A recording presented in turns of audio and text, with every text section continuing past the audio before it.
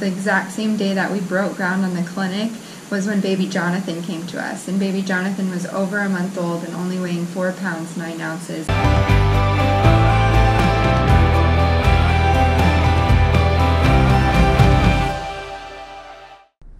We just wanted to say thank you so much. It's by God and through you guys that everything that's happening in Guatemala is happening, including the construction of the clinic. And we just want to kind of bring you through that process of what the actual construction of the clinic looks like. To buy land in Guatemala, it's not exactly as easy as just kind of finding your local real estate company and finding land. Land here is passed down from generation to generation, and so it's actually pretty hard to find land that's for sale. And so we went to our close family friends and had to ask them permission, if it'd be okay to buy land from them.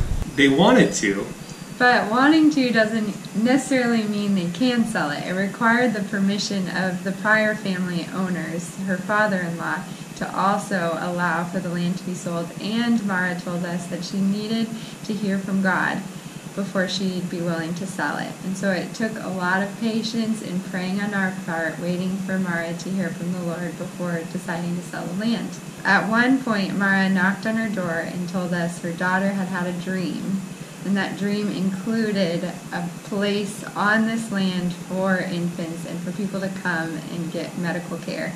And that dream was her word from God and her desire to sell us the land.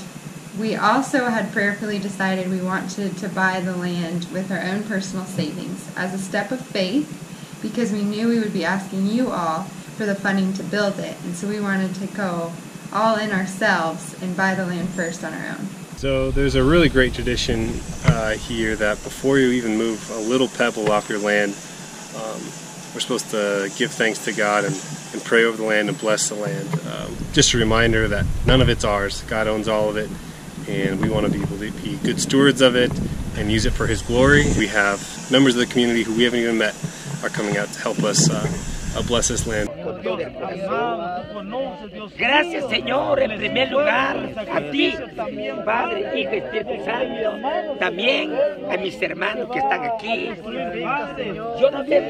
So today's the day we're breaking ground. I feel really blessed, really lucky that it happened at the same time that the day we're going to start breaking ground is also the day that my parents had pre-planned a trip to come out here, and so my dad is here and he's going to help with that, which if you all know my dad, you know that they own an excavating business, and so it's a really huge help and a blessing to have them here. It's at this point in the process that things started to get very real, and we started kind of feeling the weight and the responsibility now that's going to rest on our shoulders to erect a building to last the elements, to last the earthquakes for generations to come. And we definitely started feeling a little bit of fear. But what was extremely affirmational is the exact same day that we broke ground on the clinic was when baby Jonathan came to us. And baby Jonathan was over a month old and only weighing 4 pounds 9 ounces, and he was near 8 pounds at birth, so he was just losing weight and starving. He also had a lot of parasites because his mother was using water to feed him, and she had no access to clean water. And so we were able to give him medical attention immediately. Our pediatrician thought he maybe only had about 48 hours more to live. And now Jonathan is doing wonderfully. He's chubby and healthy and free of parasites. His mother has access to clean water, and his mother is very active in her Bible study and is constantly encouraging other mothers. And how he came to us the same day we broke ground, we know is the Lord telling us that we were supposed to build this clinic.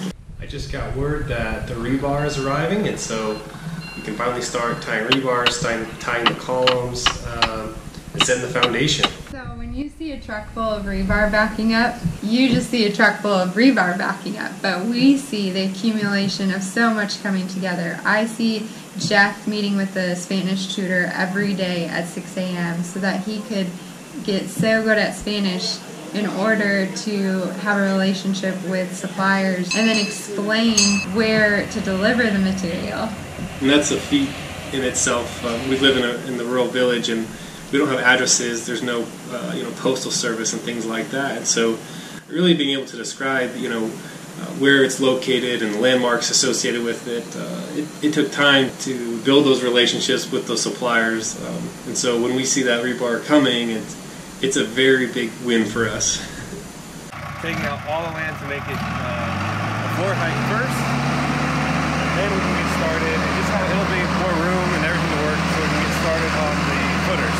The neighbors have very graciously let us store all the dirt on the land below us, as long as we kind of make it look nice when we're all done. So that saves us a lot of money and a lot of time. So once the excavation and dirt work was complete, it was our time to start assembling our team of local men of who we're going to have build this building. And this was an opportunity. We didn't want to just skip by and take anybody. We know that many of the men are dads of babies in our program, and we really wanted to take this opportunity of providing local jobs to these men and really give them an opportunity to make an income for a good part of the year.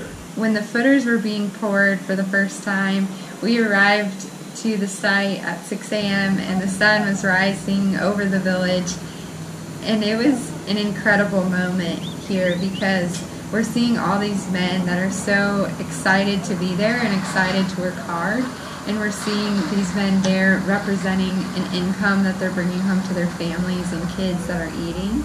And we're also seeing these footers be laid, which is the foundation of our clinic, which just seems so permanent that forever these moms are going to have a place to run to.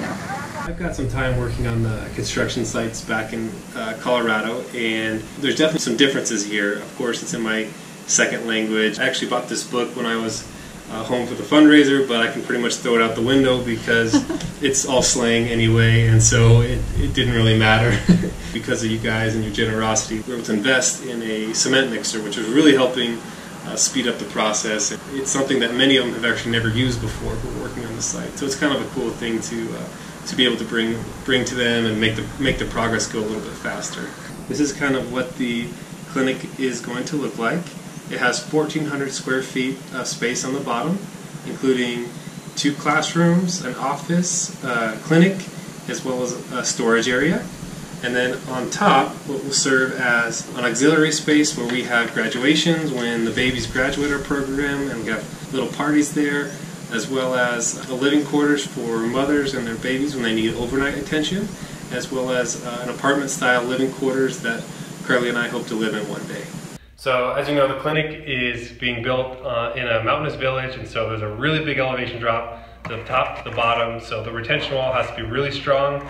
We're just really excited because today we're laying our first block on that retention wall. It has become so apparent that this space is needed. In the last 2 months alone, over 138 visits with a pediatrician have been given. 5 severely malnourished babies have entered our program and are currently being revived. 2 babies received care necessary to be ready for cleft palate surgery, and those surgeries were given and successful through some partners we have here in Guatemala. And more babies are registered to get congenital hip dysplasia surgery. We have more kids in our physical therapy program for things such as cerebral palsy. It's honestly just exploding, and we're so excited to have this space, and we know we couldn't do it without you, so thank you for being a part of this. And if you're new to the Ordinary Nurses family, it's not too late to be a part of this. We have all the funds to build the building, but we of course will need to furnish it some more and get some more medical equipment, and you can be a part of that by giving at ordinarynurses.org. And we also covet your prayers as we tackle this journey of construction and continue to provide medical care and nutrition to the starving infants of rural Guatemala. If you'd like to stay connected with us and follow along on the journey of the construction, feel free to subscribe here on the YouTube channel, as well as sign up for our email list on ordinarynurses.org. You can find us on Facebook at Ordinary Nurses, as well as on Instagram at Ordinary Nurses. Thank you so much for all of your prayers and support.